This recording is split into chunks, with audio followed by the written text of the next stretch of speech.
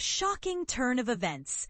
The indictment of former FBI Director James Comey. In a dramatic twist, former FBI Director James Comey has been indicted by a federal grand jury, marking a significant escalation in President Donald Trump's pursuit of justice against his perceived political foes.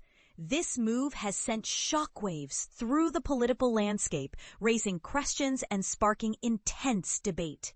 Comey, a long-standing adversary of the president, finds himself in uncharted territory as the first senior government official to face federal charges in connection with Trump's largest grievance, the 2016 investigation into alleged collusion between Trump's campaign and Russia. "Justice in America," Trump exclaimed on Truth Social, describing Comey as one of the worst human beings this country has ever been exposed to.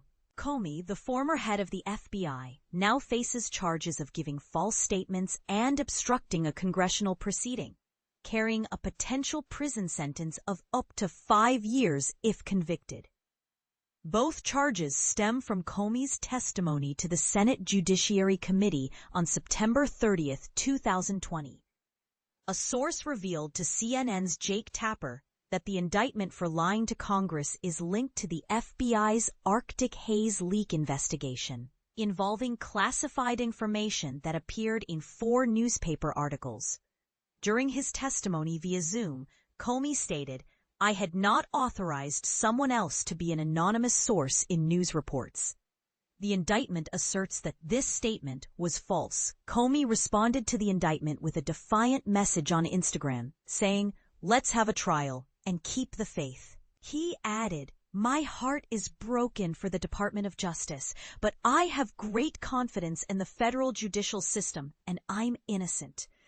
Attorney General Pam Bondi emphasized, "No one is above the law," reflecting the Department of Justice's commitment to holding powerful individuals accountable for misleading the American people. But here's where it gets controversial. The charges were presented by Lindsay Halligan, Trump's former personal attorney and the new top prosecutor in the Eastern District of Virginia. Halligan, who had no career prosecutor by her side, was the sole Justice Department official to sign the charging documents. During a brief hearing, a judge announced the case against Comey, revealing that 14 jurors agreed to indict him on counts of false statements and obstruction. And this is the part most people miss.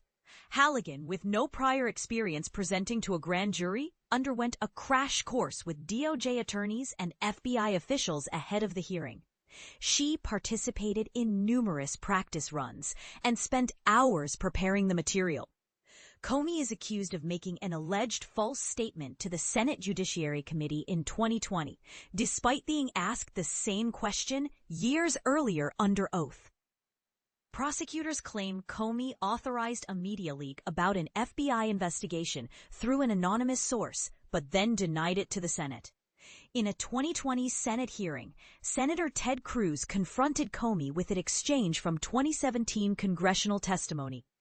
Cruz reminded Comey of his response under oath, "Never," when asked if he'd been an anonymous source in news reports. Comey stood by his 2017 testimony in response to Cruz's questioning. However, the grand jury rejected a third charge against Comey, an alleged false statement to Congress. This unusual occurrence in the federal court system suggests the jury did not find sufficient evidence for this particular allegation.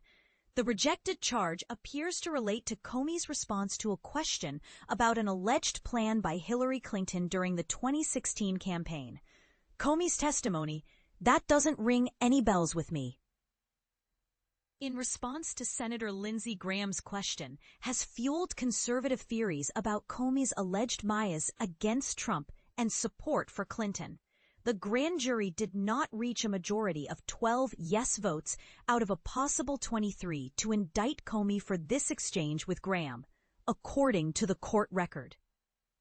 Comey's son-in-law, Troy A. Edwards, Jr., resigned from his position as a senior national security prosecutor shortly after the indictment, citing his oath to the Constitution and country. The indictment comes amidst concerns expressed by Attorney General Bondi and prosecutors about the case. Bondi faces pressure from Trump, who demands criminal charges against his political enemies, similar to the charges he faced while out of office. Attorneys within the Eastern District of Virginia have reportedly expressed reservations about seeking the indictment. Bondi, while believing an indictment is possible, had concerns about the case focusing on Comey's congressional testimony regarding the 2016 investigation into Russian interference in the U.S. presidential election. She later refuted CNN's reporting, calling it a flat-out lie. Trump, both publicly and privately, has complained about the numerous criminal cases brought against him while out of office, noting that he was charged with whatever evidence was available at the time. He has repeatedly stated that the Justice Department should bring the strongest case possible against his political opponents and let the courts decide the outcome. "I just want people to act, and we want to act fast," Trump said. "If they're not guilty, that's fine. If they are guilty, or if they should be charged, they should be charged, and we have to do it now." Some within the White House view Halligan's decision to bring the case as a risky move to please Trump, while others believe that if Trump was prosecuted, others like Comey should face similar consequences. Comey is expected to be arraigned in federal court in Alexandria, Virginia, on October 9th. The story continues to unfold, with additional developments and details emerging from the Justice Department. What are your thoughts on this unprecedented indictment? Do you think justice is being served, or is this a politically motivated move? Feel free to share your opinions and engage in a respectful discussion in the comments below.